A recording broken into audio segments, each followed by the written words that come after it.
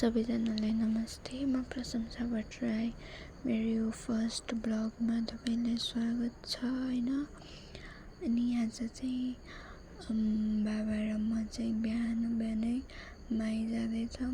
अनि यस्तो चिसो छ मौसम चाहिँ, बाटो पनि यस्तो अप्ठ्यारो छ हैन। अनि कति छिटो पुगी पनि हाल्यौँ। पुग्ने बित्तिकै सरसफाइ गर्न थाल्यौँ। सरसफाइ सबै कस्तो फोहोर थियो नि त। अनि धेरै सबैजना भएर सरसफाइतिर लाग्यौँ। अनि फलार गरेर चाहिँ एकादशी थियो नि त। अनि फलार गरेर चाहिँ हामी यसरी पिपलको पत्तामा लेख्न थाल्यौँ। रितिका, जयराम दादा र म भएर। अनि म चाहिँ एकदम खुट्टा चाहिँ पसारेर हैन, एकदम डन जस्तो पाराले बसेर लेख्दै थिएँ। बाबालाई बनाइदिनु न भन्दै थिएँ। अनि दादाले पूजा गर्दै हुनुहुन्थ्यो। अनि पूजा सकेर खोला जान लाग्यौँ। खुसी हुँदै थियौँ हामी चाहिँ खोला जाने भन्दै अघिदेखि जाने भनिरहेको थियौँ नि त।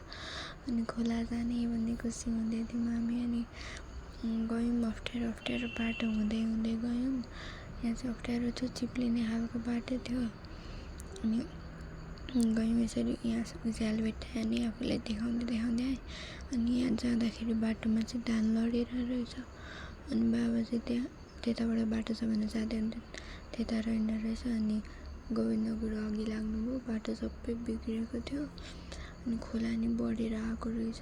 अनि सबैजना आउँदै हुनुहुन्थ्यो पूजा गर्नको लागि। बाबा यता ठिक पार्दै हुन्थ्यो पूजा गर्नको लागि।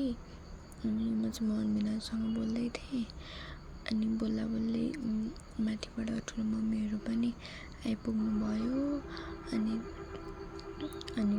त्यहाँदेखि बाबाले सबै ठिक पनि पारिसक्नु भयो।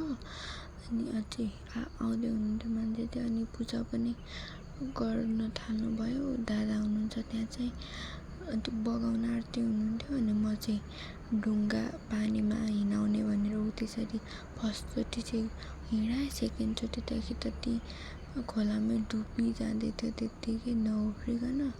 अनि म चाहिँ कस्तो हेर्नु न फेरि अब यो चाहिँ ध्यान जाने त्यस्तो भयो। अनि त्यहाँदेखि भयो अब सक्दिनँ भन्दै। अनि त्यत्तिकै रात परिहाल्यो। अनि घर फर्किने बेला भयो। अनि घर फर्क्यौँ।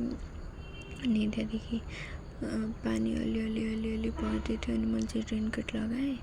बाबाले पनि लगाउनु भयो। अनि बाबाले चाहिँ स्पिड कुदाउनु थाल्नुभयो। त्यहाँदेखि मेरो एक्सप्रेसनै चेन्ज हुन थाल्यो अनुहारको। अनि त्यहाँदेखि घर आएर चाहिँ मैले भिडियो बनाउनु पाइनँ। अनि त्यहाँदेखि यस्तै हो मेरो ब्लगलाई चाहिँ लाइक कमेन्ट गरिदिनु होला हैन, सब्सक्राइब गरिदिनु होला। आजलाई यति, बाइ बाइ।